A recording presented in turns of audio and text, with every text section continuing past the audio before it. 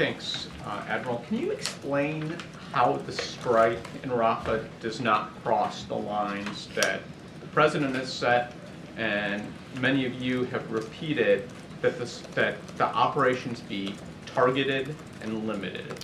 We still don't believe that a major ground operation in Rafah is warranted. We still don't want to see the Israelis, as we say, smash into Rafah with large units over large pieces of territory. We still believe that, and we haven't seen that at this point. But we're going to be watching this, of course, very, very closely. I want to just end this answer by making it very clear that regardless, every single loss of innocent life is tragic, and every single loss of innocent life should be prevented as much as possible. Has the President seen the images? I don't know. I can't speak to what he has absolutely been. He's been kept apprised throughout the weekend on this. So you're saying the tent encampment that was first struck is considered a densely populated area? The whole area of Rafah, Ed, is densely populated. Now, there has been 1 million or so who have evacuated Rafah proper, but it's not like they're going all that far away. The whole area is densely So populated. how does this not violate the red line that the President laid out? As I said, we don't want to see a major ground operation. We haven't seen that at this point. How many more charred corpses does he have to see before the President considers a change in policy? We don't want to see a single more innocent life taken. And I kind of take a little offense at the question. No civilian casualties is the right number of civilian casualties. And this is not something that we've turned a blind eye to, nor has it been something we've ignored or neglected to raise with our Israeli counterparts, including, Ed, this weekend as a result of this particular strike. Now, they're investigating it, so let's let them investigate it and see what they come up with. But the President doesn't have like a personal limit to this? The President has been very clear and very direct about what our expectations are for Israeli operations in Rafah specifically, but in Gaza writ large. We don't support, we won't support a major ground operation in Rafah, and we've, again, been very consistent on that. And the President said that should that occur, then it might make him have to make different decisions in terms of support. We haven't seen that happen at this And why point. not have him come out and say that himself? The President has been speaking to leaders throughout the region on a regular basis. He has been addressing you guys in various fora. You've got plenty of opportunities to talk to the President, including, I might add, in a press conference last week. You've said now that you don't think a major ground invasion is happening in Rafah right now, but as you note, this is a densely populated area. It all is. I understand that this might be a secondary explosion. The Israelis are describing it as a tragic mishap, but isn't this exactly the kind of incident that you have been concerned about this whole time? As I said in my opening statement, this exactly does speak to the challenge of military operations in a densely populated area. A challenge, I would add, Mary, that we have been sharing and our perspectives on with the Israelis from our own lessons learned in places like Iraq and Afghanistan. This incident speaks exactly to that challenge. And despite the loss of life here, do you still believe that this strike was precise and proportional? There's an investigation. I think we're going to let the Israelis do their work. I don't think you can expect me to speak to the details of a specific strike by Israeli military forces when we had nothing to do with that. And just one more, you've called the strike devastating, the images heartbreaking, but you've stopped short of outright condemning this strike. Can you explain why? We have been, I think, very strident in our condemnations about the deaths of innocent civilians. These deaths are not excused from that. But we have to understand what happened here. There's going to be an investigation. They've already said it was a tragic mistake. They're looking into it. They have been able to investigate themselves and hold people accountable in the past. We'll see what they do here. Awesome. Yeah, thank you. I want to be clear, after this weekend strike, is it our assumption that nothing about U.S. policy has changed or is changing in regards to... As a result of this strike on Sunday, I have no policy changes to speak to. It just happened. The Israelis are going to investigate it. We're going to be taking great interest in what they find in that investigation, and we'll see where it goes from there. I also want to ask, we saw a good amount of international condemnation after this strike, whether it was from President Macron of France, others in Europe. We have not yet heard from the President publicly at all about this strike. Why is that? Well, again, I think I've answered this question with Ed. You've heard the president on numerous occasions in just the last few days about what's going on in the Middle East and in other places around the world, and you'll hear from him again. I'm absolutely confident of that. One last question. Is there any concern that the United States itself is being isolated internationally as we continue to support the operation and you're seeing European allies? One of the things that we've talked about with the Israelis about the manner in which some of these operations are being conducted is the real danger that Israel itself could become further isolated from the international community just by dint of the manner in which they are conducting operations. So this is of concern, clearly, because it's not in Israel's best interest, and it's not in our best interest for Israel to become increasingly isolated on the world stage. As a matter of fact, one of the things the president came into office wanting to do, and actually we had made some progress before the 7th of October, was working towards a more integrated Israel into the region. So it's in our national security interest to make sure that that doesn't happen. The president doesn't make decisions, and he doesn't execute on policy based on public opinion polling or on popularity contests.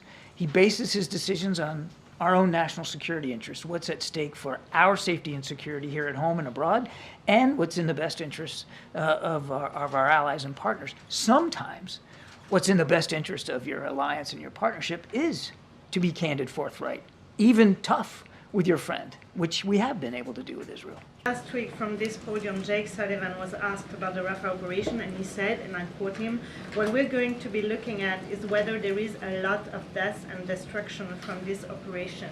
So if what happened this weekend doesn't qualify as a lot of deaths and destruction, how would you describe it, and how would you quantify what a lot of deaths and destruction in Rafah is? We don't. There's not like a measuring stick here or a quota. As we've said many times, the right number of civilian casualties is 0. We won't see any. Now we've seen more than about a dozen or so that we know of, at least from this strike alone. That's horrific. That's terrible. We don't want to see that. The answer should be 0. The Israelis have said this was a tragic mistake. They're going to investigate that. We're going to let them do that. But we've also said, and this is the other part of what Jake said, is that we don't want to see a major ground operation in Rafah that would really make it hard for the Israelis to go after Hamas without causing extensive damage and potentially a large number of deaths. We have not seen them do that at this point, but we're watching it very closely.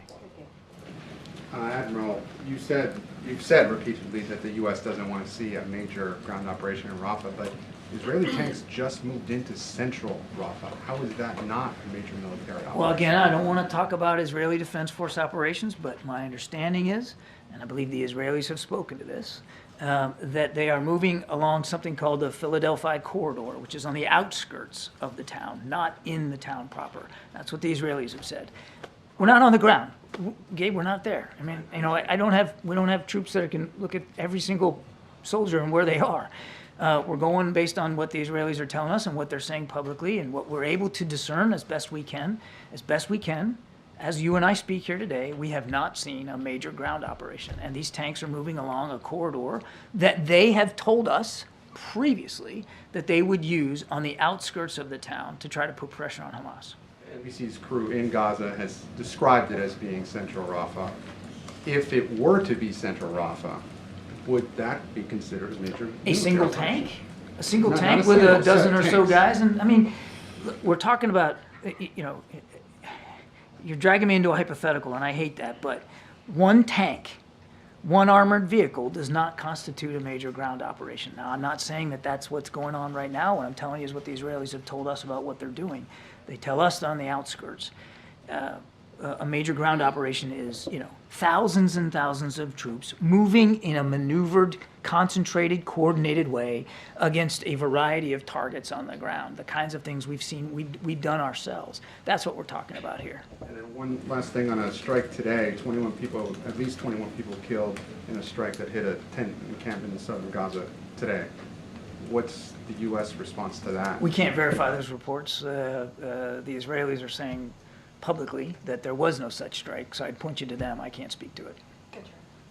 Thanks. And just want to make this very clear between what's happened on Sunday, what's happened in terms of the ongoing ground operations since. There's nothing that you have seen thus far that would prompt a U.S. withdrawal of more military assistance. I believe that's what I've been saying here. Okay, cool. And just want to get your reaction as well to the House Republicans asking for sanctions against the ICC or some of its officials. Is that something that the Biden administration is going to support? No, we don't believe that sanctions against the ICC is the right approach here.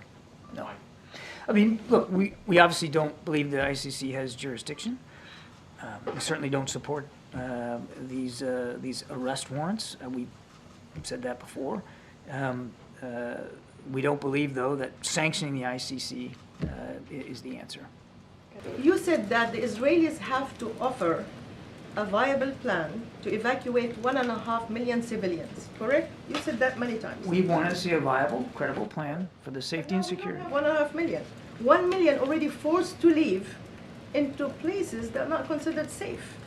You're only talking about 500,000. And that- And this 500,000 over the next few weeks probably will be down to a few Look, thousand. what happened on Sunday was terrible and tragic, and you're right. Question, please? You mind? Thank you. You're right. Not enough has been done for the safety and security of the innocent people trying to seek refuge in and around Rafah. I'm not pushing back on that at all. And I can't verify where everyone who left, where they went. I don't know if all of them went to a tent compound that was set up by the Israeli Defense Forces, or maybe they went someplace else. Obviously, it's still a dangerous place, which is why what happened on Sunday is so tragic. And we don't want to see it happen again, which is why we think it's important for the Israelis to investigate this fully, completely, and be transparent about it. And more importantly, to learn lessons from the investigation so that this can't happen again. Let's do our Question, best to please. One respect quick our question. colleagues here. Go ahead. You have the president saying that he doesn't want, Israel to target any population center. We are seeing, I know you said tanks are moving along the corridor, but we are seeing tanks in Rafah. We've now seen strikes continue to kill civilians, including children. Yeah. Just for, an average American who's watching their taxpayer dollars go to this, can you explain to them how this isn't a major military operation? Or just maybe it would help to explain what is a major ground operation when it comes to the Biden administration. I already did that, but I'm happy to do it again. Now, first of all, I am not the IDF spokesman, and this is not Tel Aviv. This is the White House press briefing room. And I am not, today or any other day, going to take it upon myself to speak to Israeli military operations, the planning, the intent, and the tactics that they're using. You should be asking Admiral Hagari that question. He's the IDF spokesman, not me. What I will tell you is that what we have seen is essentially, so far, what the Israelis said they were going to do. They were going to close down the crossing to shut off the revenue to Hamas that comes across that crossing, at least for a while. And they were going to go after Hamas terrorists in as precise a way as possible, that they were not going to, quote unquote, smash into Rafah with a lot of ground forces. As you and I speak here today, that is still the case. We have not seen them smash into Rafah. We have not seen them go in with large units, large numbers of troops, in columns and formations, in some sort of coordinated maneuver against multiple targets on the ground. That is a major ground operation. We have not seen that. What we've seen is they have targeted tunnels. They have definitely done airstrikes. This one with tragic results, but not all of them with tragic results. And yes, they are moving some armored vehicles along a corridor on the outskirts of Gaza, along a corridor, by the way, that they told us they were going to use. So everything we're seeing, and we can't see everything, but everything that we can see tells us that they are not moving in a major ground operation in population centers in the center of Rafah. But as I also said in my opening statement, we're going to watch this hour by hour, day by day, and we will stay in touch with our Israeli defense counterparts about what they're doing. And what is the administration going to do, whether it was a tragic mistake or deliberate? Well, let's see what the investigation says. So you're going to wait for the Israelis to investigate Let's themselves? see what the investigation comes up with. If we had done this, I think we would want the benefit of having the opportunity to investigate it and to figure out what happened. But it's not the same thing. We're giving them billions of dollars in weapons. We're giving them the kinds of capabilities they need to defend themselves.